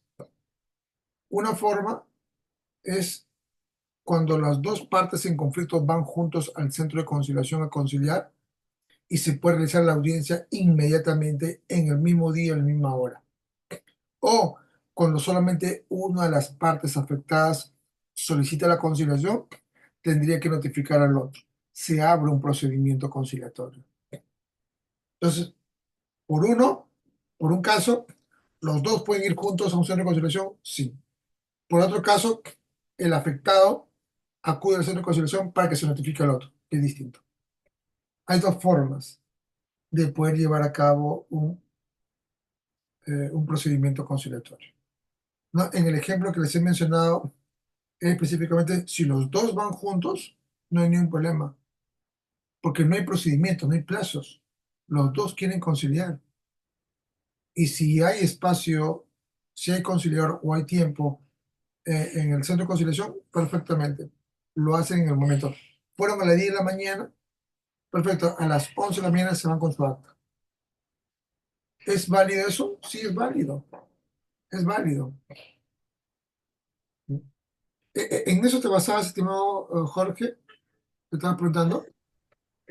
Sí, doctor, pero un caso hipotético más a lo que Ya, a usted ver. señala y queda claro, por supuesto. Si van y empiezan a exponer sus puntos de vista o sus pretensiones cada uno y al final no llegan a conciliar, de todas maneras salen hasta. Y si el acreedor de esta deuda, por ejemplo, quiere iniciar el proceso judicial, ya este, esta falta de acuerdo conciliatorio le va a ser útil aun cuando el proceso judicial lo inicie en Arequipa, por ejemplo, en el ejemplo que usted está señalando. Ya. Ya no tendrían que ir a otra conciliación. Ya, lo que pasa es que el acta de conciliación tiene valor en cualquier parte del Perú. Lo Ujú, otro va a depender de la pretensión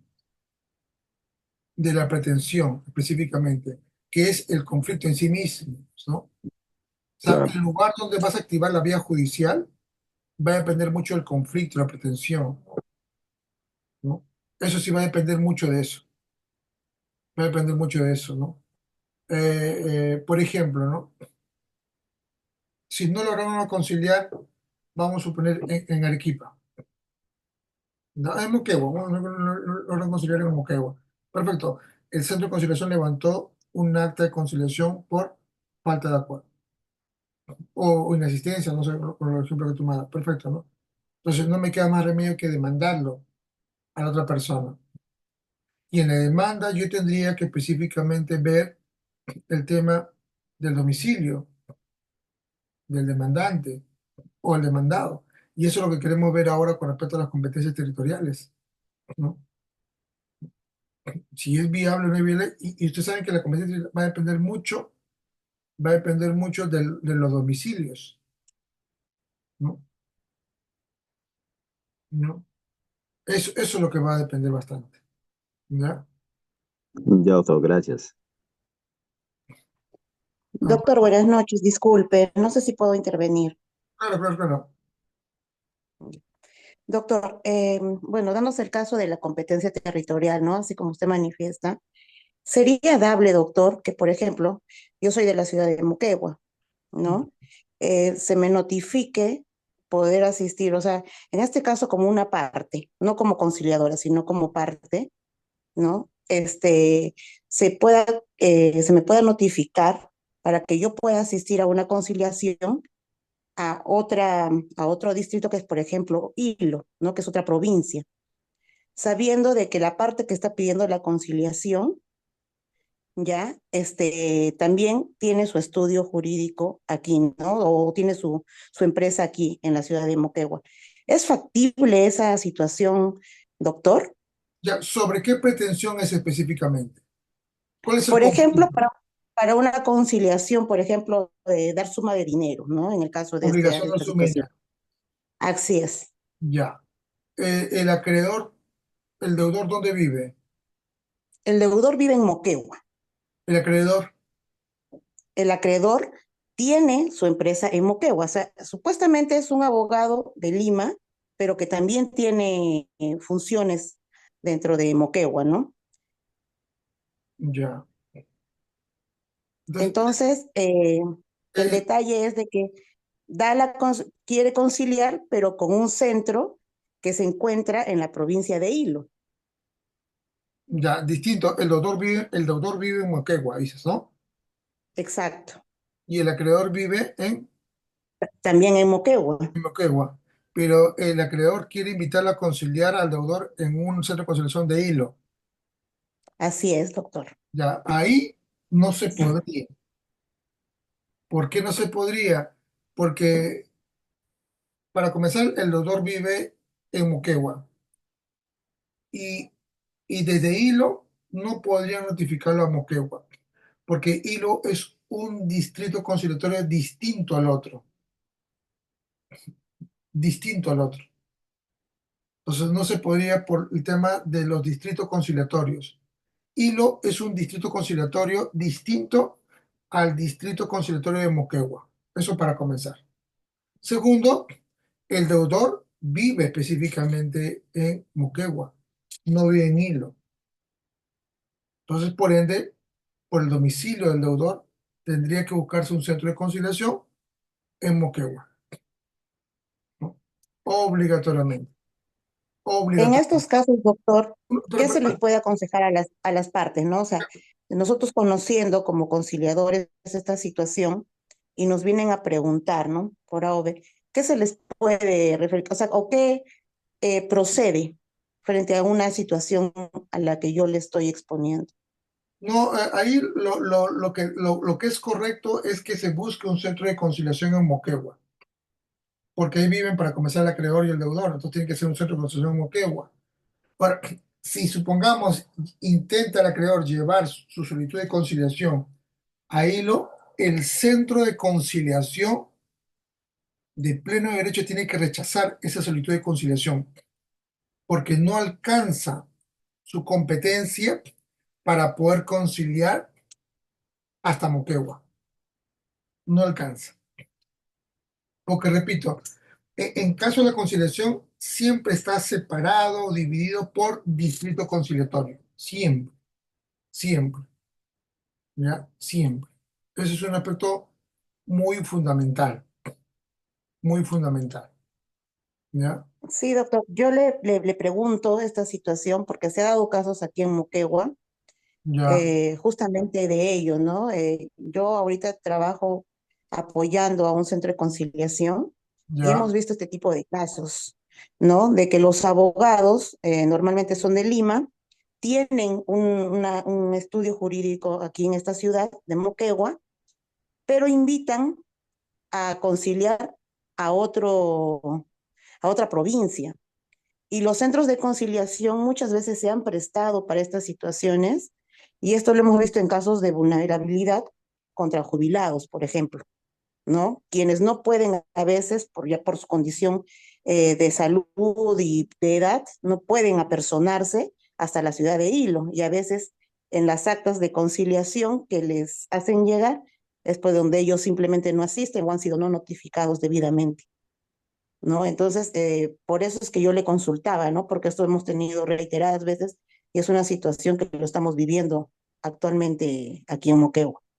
ya. Lo otro es el tema del domicilio, porque hay, en el derecho ustedes saben que hay varios domicilios, porque de repente están tratándose de agarrar en el domicilio que se encuentra en el formato C4 o en el DNI, porque una cosa es el domicilio que está en RENIEC y otra cosa es el domicilio real que vive la persona, ¿no? Pero tienen que sacar un domicilio. Para yo poder sacarlo del lugar, de repente estoy especulando, ojo, no tengo el caso específicamente para poder determinar específicamente. De repente, si bien caso el deudor vive actualmente en Moquegua, pero su domicilio en Reñé está en Hilo. Entonces, ¿a dónde yo lo voy a notificar? Entonces, tengo que buscar a su domicilio en Hilo, porque así está en el formato C4 de Reñé. Entonces, ellos se van a tratar de agarrar del domicilio que especifica en su DNI. De ahí ellos se van a agarrar específicamente, ¿no? Ojo que estoy especulando, no tengo exactamente el caso para darte de repente una respuesta, ¿no? Pero debo entenderlo si lo están haciendo eso, porque están viendo de repente que muchos de los DNI están fuera de Moquegua, están de repente en Hilo. Eso es válido, Sí, justo, tomar la dirección del domicilio de su DNI, 100% válido es. Sí es válido. así es, doctor.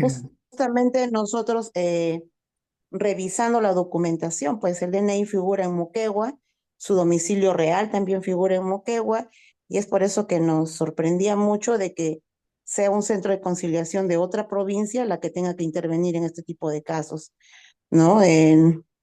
Pero así está sucediendo, eso es lo lamentable, ¿no? De lo que estamos pasando aquí. Claro, lo otro es que en el proceso judicial podría cuestionar el procedimiento conciliatorio. En la primera oportunidad que tenga de repente el jubilado o el abogado del jubilado, de repente el perjudicado, perfectamente, yo sé que la otra persona de repente lo va a demandar, de repente en el futuro, ¿no? Entonces podría de repente cuestionarlo en un proceso judicial, pues, ¿no? Al no haber intentado el procedimiento conciliatorio toda vez que el domicilio real, ¿no? de la persona es en Moquegua, no es en Hilo, ¿no? Y eso es por un lado, ¿no? Lo otro, como repito, el tema de que también podría presentar una queja ante el Ministerio de Justicia por ese centro de conciliación, porque no debió admitir un trámite cuando no es competente, porque es otro distrito conciliatorio Moquegua y es otro distrito conciliatorio Hilo, ¿no? No lo es competente. Entonces, ahí tienes dos salidas. Uno, cuestionarlo en un futuro proceso judicial y otro, sencillamente presentar una queja administrativa ante el Ministerio de Justicia, ¿no? ¿No? Perfecto, doctor. Muchísimas gracias. Me ha despejado muchas de mis dudas. Sí, sí, hay varias salidas, pero de repente si tienes todo el caso completo, de repente el expediente, podríamos de repente darle de repente de repente alguna mayor respuesta frente a lo que está sucediendo, ¿no? Sí, sí he escuchado varios casos, sí he escuchado varios Sí, casos. doctor. Sí, doctor, por supuesto que le puedo compartir el caso que tengo justamente de lo que le he referido. Ay, excelente, excelente. Ok, a ver, otra pregunta por ahí.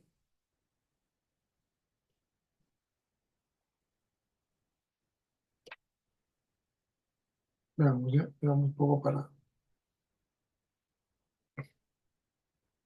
entonces hay que entender que cuando hablamos de la competencia territorial, específicamente estamos hablando del distrito conciliatorio, ¿ya? Un centro de conciliación en un distrito tal no puede inmiscuirse a otro distrito conciliatorio, no. Si no, usted se imagina cuántos centros de conciliación desde Lima podemos estar abarcando por toda parte del Perú. Eso es por un lado. Y usted me pregunta, doctor, ¿pero en qué parte de la ley y reglamento de conciliación dice lo que usted está diciendo? ¿Dónde dice eso? ¿No? Muy sencillo.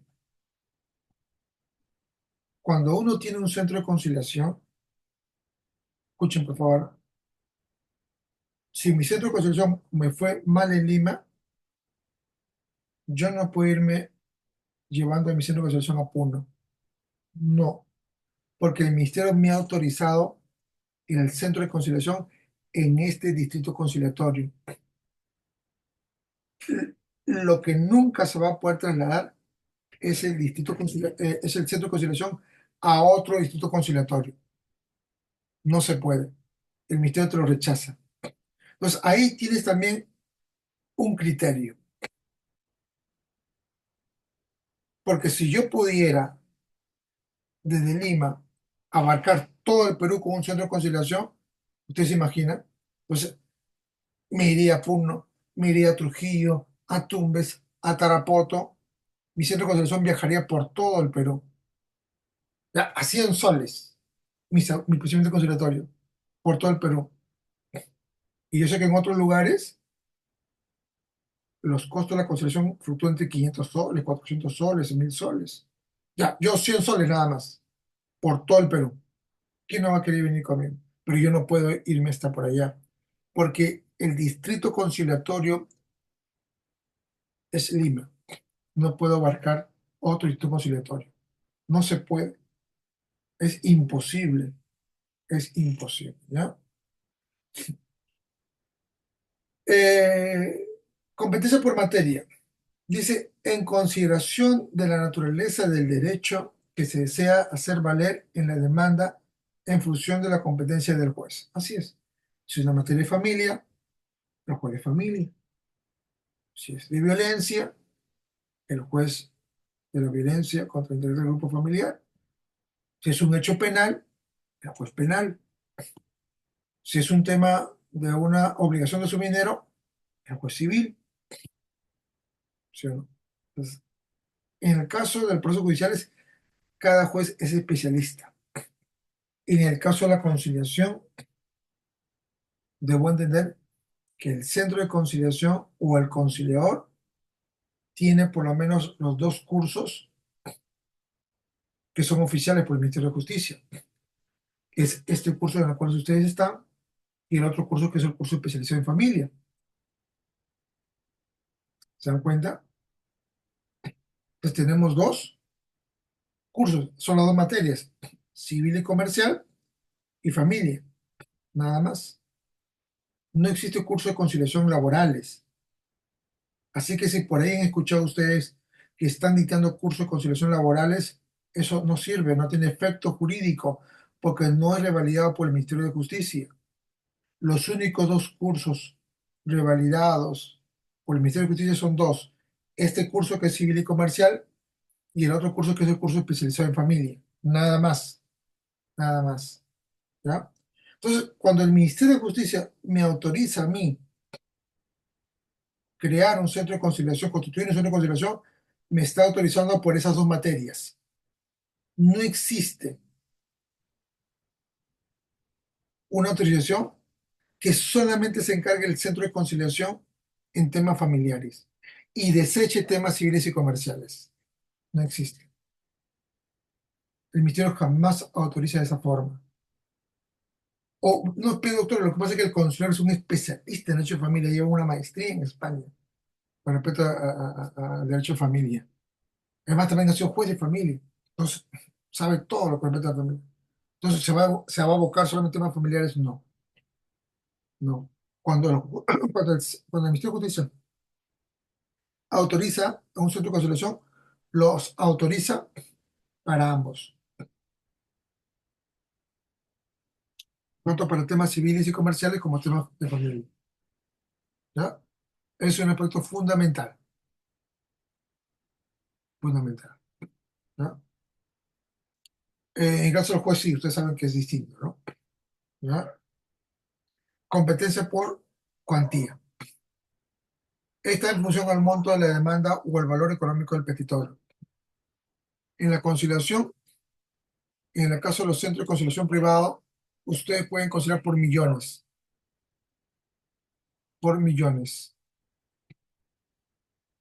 ¿ya? Por millones. No hay límite. Yo he conciliado hasta por 38 millones, como también he conciliado por 200 soles. En un caso de alimento, no, lo mínimo de alimento es 50 soles. Sí he conciliado. O sea, ha variado de 50 soles a 37, 38, 38 millones. En el caso de los millones, era un tema de una indemnización de bienes y perjuicios. Y era un caso muy complejo, porque creo que la empresa había perjudicado cerca de algo de 20 familias. Y cada familia pedía más de 1 millón, ¿no? Es por eso que se llevó los millones. Pero también hay que entender que, por lógica, cuando son muchas personas que participan como partes en un procedimiento conciliatorio, no todos vienen. Es lo más probable que se frustren. Lo más probable que se frustren. Eso es lo más probable. Entonces, en el caso de los centros de conciliación públicos, que los centros salariales del Ministerio de Justicia públicos, ellos están limitados, me parece, hasta 10 URPs, ¿no? Que es una OIT. Creo que es el monto máximo en el cual ellos podrían conciliarse a lo largo de la cuantía. En el caso de los centros de conciliación privados, es por millones. No hay ningún problema. ¿Ya? Competencias facultativas. Y ya hablamos del artículo 24 del Código Procesal Civil. ¿Alguien, por favor, podría leerlo? Lo que está en pantalla. ¿Algún voluntario o voluntaria?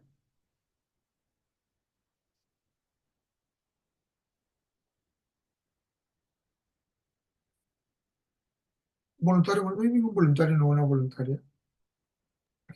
El artículo 24, doctor, competencia facultativa, Sí, sí. ¿no? Ya. Con los incisos? Sí, Ya. Bueno, de competencia facultativa, el artículo 24 del Código Procesal Civil señala, además del juez del domicilio del demandado, también es competente a elección del demandante. Uno, el juez del lugar en que se encuentre el bien o bienes tratándose de pretensiones sobre derechos reales. Igual regla rige en los procesos de retracto, título supletorio, prescripción adquisitiva y rectificación o delimitación de áreas o linderos, expropiación, desalojo o interdictos. Si la demanda versa sobre varios inmuebles situados en diversos lugares, será competente el juez de cualquiera de ellos. 2. El juez del último domicilio conyugal, tratándose de nulidad del matrimonio, régimen patrimonial del matrimonio, separación de cuerpos, divorcio y patria potestad. 3. El juez del domicilio del demandante en las pretensiones alimenticias. 4. El juez del lugar señalado para el cumplimiento de la obligación. 5. El juez del lugar en donde ocurrió el daño, tratándose de pretensiones indemnizatorias por responsabilidad extracontractual. 6. El juez del lugar en que se realizó o debió realizarse el hecho generador de la obligación, tratándose de prestaciones derivadas de la gestión de negocios, enriquecimiento indebido, promesa unilateral o pago indebido.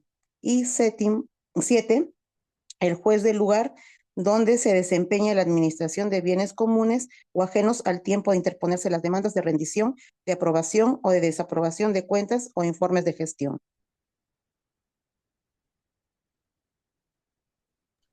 ok, muchas gracias. Veamos, ya apuntalando algunas ideas. Recuerden ustedes que cuando uno revisa de repente normas complementarias, códigos sustantivos, adjetivos, ¿no?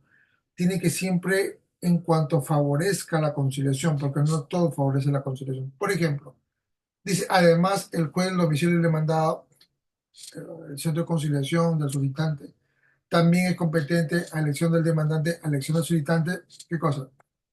El juez del lugar en el que se encuentre el bien o bienes tratándose de pretensiones sobre derechos reales. Por ejemplo, en el caso de la conciliación, estamos entendiendo, por ejemplo, en el caso de una división y partición de bienes, ¿no? Por ejemplo, el bien se encuentra en Tarapoto, pero los coherederos son cuatro coherederos, solamente uno vive en Tarapoto y el resto están desparramados por todo el Perú. Uno está por Arequipa, de repente otro está por Chimbote, otro está por Ayacucho y uno está por Tarapoto. Pero el bien está en Tarapoto. ¿Dónde se va a realizar la audiencia de conciliación? En donde se encuentra el bien, en Tarapoto. Ahí tendría que buscar un centro de conciliación. ¿Y qué es lo que va a hacer el centro de conciliación? Notificar a los que están en Chimbote, a los que están en Ayacucho, ¿no? A los que están en Tarapoto y que tengan otro, ¿no? Ahí va a tener. Es una excepción a la regla, porque las partes invitadas no se encuentran dentro del instituto conciliatorio. Eso es una excepción a la regla, no es la regla. ¿Ya? Igual regla rige en los procesos de retracto. Retracto sí es una materia conciliable. ¿Ya? Título supletorio no es una materia conciliable. Prescripción adquisitiva de dominio sí abre las puertas de poder conciliar. ¿Ya? Y eso lo vamos a ver más adelante.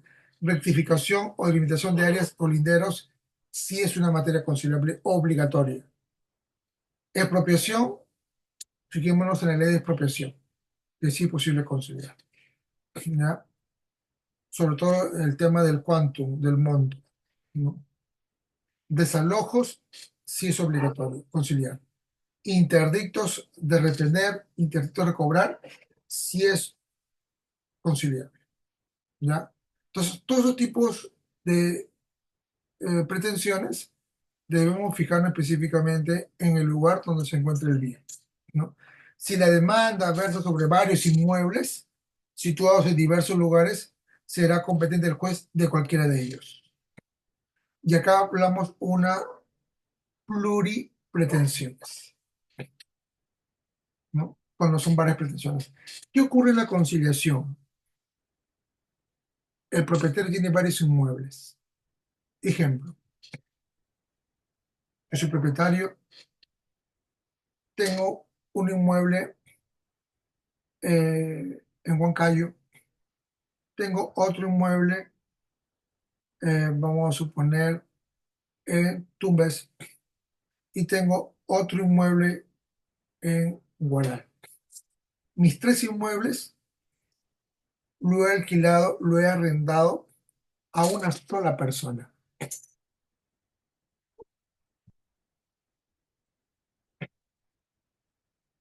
¿En qué inmueble yo puedo, en qué lugar yo tendría que desalojar a esa persona que arrendé mis tres inmuebles? ¿Lo puedo hacer en un solo procedimiento conciliatorio o tendría que hacerlo un procedimiento por cada inmueble?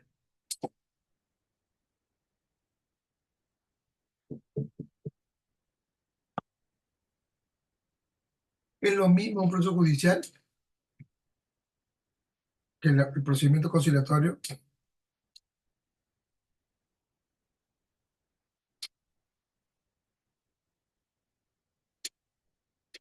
En el procedimiento conciliatorio tendría que hacerse un procedimiento por cada inmueble. Un procedimiento en Cayo, otro procedimiento de repente en Tumbes, ¿no? Y otro en Huaraz o Guaral, creo que dije, ¿no? Un procedimiento por cada inmueble. No puedo igualarlo, no puedo igualarlo en un solo procedimiento para los tres inmuebles. Aún a pesar que sea un solo arrendatario, aún a pesar, ¿no? Ese es por un lado. Ahora, lo otro es, bueno, estamos hablando de derechos reales, ¿no? ¿Ya? Dos, el juez del último domicilio conyugal, tratándose de nulidad del matrimonio. Nulidad del matrimonio no es materia conciliable. Régimen patrimonial del matrimonio tampoco es materia conciliable. ¿Ya? ¿Ya? Ya, este régimen patrimonial, ustedes saben, como bienes en común o separación de bienes. Separación de corpus tampoco es materia conciliable. Divorcio no es materia conciliable. Patria potestad tampoco es materia conciliable. Entonces, por lo tanto, lo tacho. No tiene nada que ver con la conciliación, porque ninguna pretensión que vemos acá en el punto número 2 son conciliables. 3. El juez del domicilio del demandante en las pretensiones alimenticias. Alimentos. Yo sé que no es el curso de alimentos, pero bueno, vale un poco el ejemplo. En el primer piso vive la mamá con sus hijos, pero en el segundo piso vive el señor, porque están separados. Podría consignar un procedimiento conciliatorio de alimentos con la misma dirección del solicitante con la del invitado. La respuesta es sí, aun a pesar que están separados. Lo mismo ocurre en el caso de desalojo. El propietario vive en el primer piso y el segundo, el tercer, cuarto piso viven los inquilinos, pero quiere desalojar su nivel número 3, el primer piso. Va a tener que consignar en la misma solicitud del mismo domicilio. ¿Sí o no? ¿Es válido eso? Sí, sí es válido. El 4. El juez del lugar señalado por el cumplimiento de la obligación. Si es una obligación de suma de dinero, si se ha levantado un contrato de préstamo de dinero, contrato mutuo, y han fijado lugar y fecha de entrega y el lugar de pago. Entonces puedo basarme en ese lugar para yo poder iniciar el procedimiento conciliatorio. ¿Es válido? Sí, es válido. ¿No? Entonces, en el lugar del cumplimiento. Porque es donde el que no ha cumplido. Por eso yo le invito a la conciliación. El juez del lugar en donde ocurrió el daño, indemnización de daños y perjuicios, sí es materia conciliable. ¿No? ¿Podrían las personas llevar a cabo una conciliación en el lugar donde ocurrió el daño? Sí. Ejemplo, yo vivo en Lima, pero estoy viajando a Tacna. Y en ese trayecto del viaje ocurre un accidente en Arequipa. De repente me voy por Lima también, ¿no? Arequipa. ¿Tendrían ellos que venir a Lima para conciliar? ¿O tendrían ellos que darme el alcance a Puno, donde va a ser mi destino? O bien por el origen, o bien por el destino, ¿no? En el lugar donde ocurrió el accidente, vamos a buscar un centro de conciliación.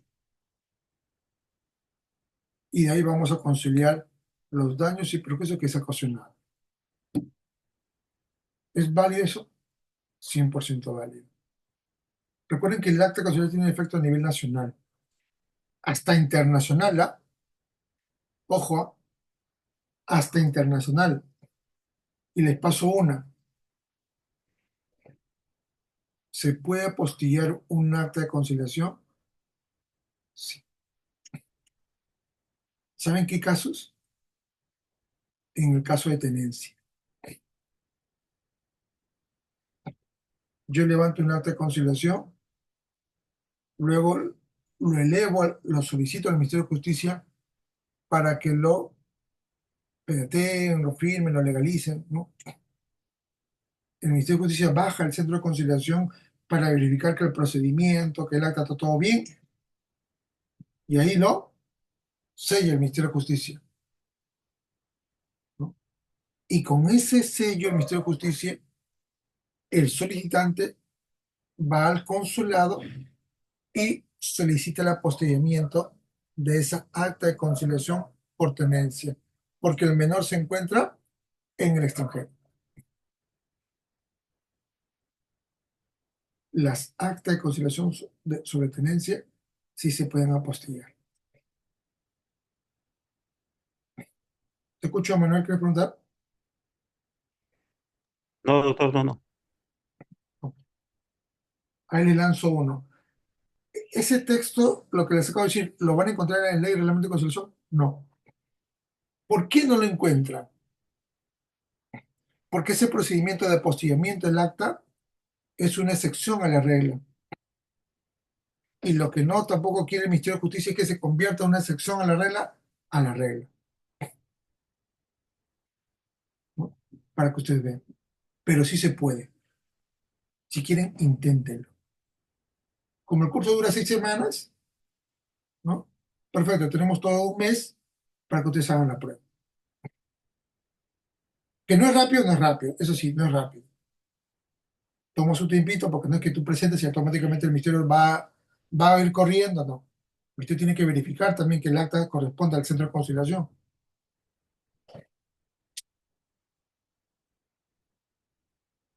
¿No?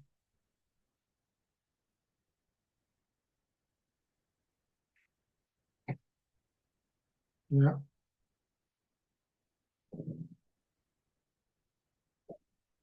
¿Alguna pregunta hasta ahí? Ninguna, ¿verdad? Esto es un procedimiento corto, ¿no? Pero sí no puede ser solicitante.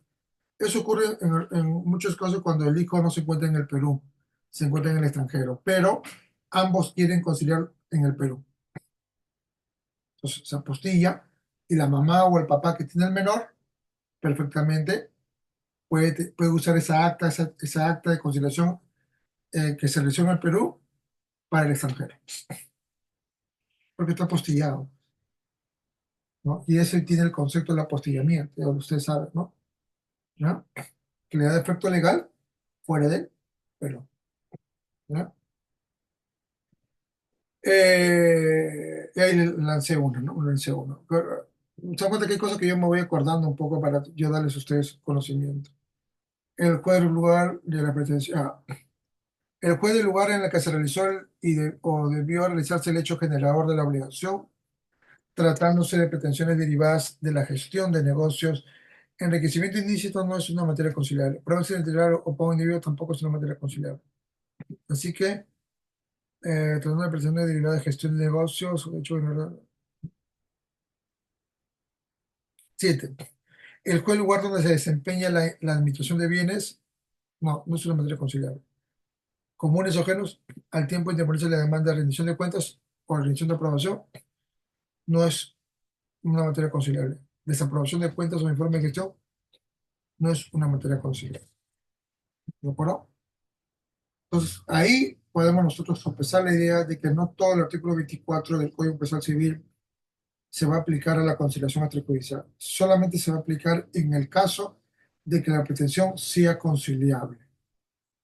Si no es conciliable, no podemos nosotros aplicarlo. ¿De acuerdo? Ahora, ¿dónde encontramos las materias conciliables? En su manual.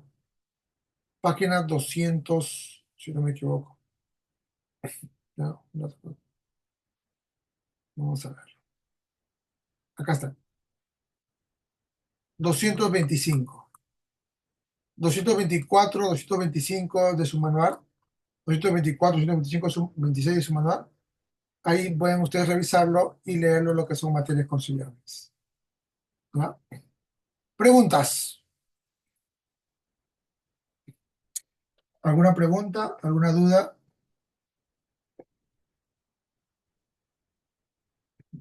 Ok. Si no hay preguntas, no hay dudas, recuerden